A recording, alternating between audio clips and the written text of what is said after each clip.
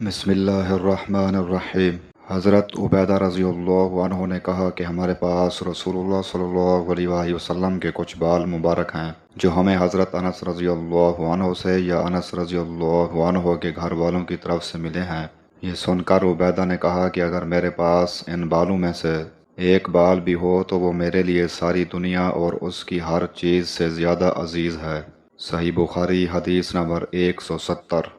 حضرت ابو ہریرہ رضی اللہ عنہ سے روایت ہے کہ رسول اللہ صلی اللہ علیہ وآلہ وسلم نے فرمایا کہ جب کتا تم میں سے کسی کے برتن میں سے کچھ پی لے تو اس کو 7 مرتبہ دھو لو تو پاک ہو جائے گا۔ صحیح بخاری حدیث نمبر 172۔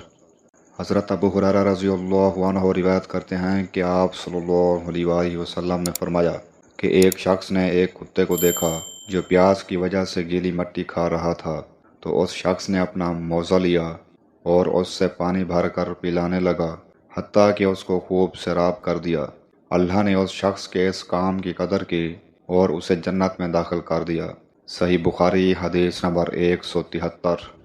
عدی بن حاتم روایت کرتے ہیں کہ میں نے رسول اللہ صلی اللہ علیہ وآلہ وسلم سے کتے کے شکار کے متعلق دریافت کیا تو آپ نے فرمایا کہ جب تو اپنے سدھائے ہوئے کتے کو چھوڑے اور وہ شکار کر لے تو اس شکار کو کھا، اور اگر وہ کتا اس شکار میں سے خود کچھ کھا لے تو اس کو نہ کھائیو، کیونکہ اب اس نے شکار اپنے لیے پکڑا ہے۔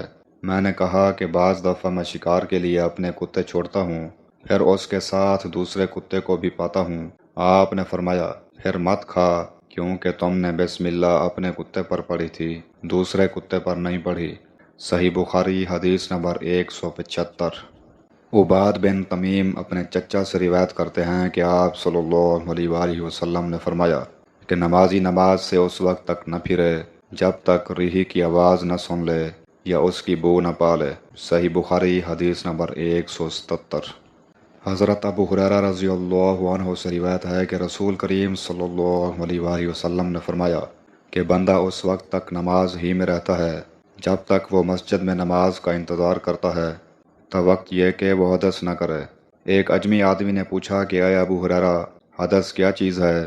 انہوں نے فرمایا کہ ہوا جو پیچھے سے خارج ہو، جسے عرف عام میں گوس مارنا کہتے ہیں۔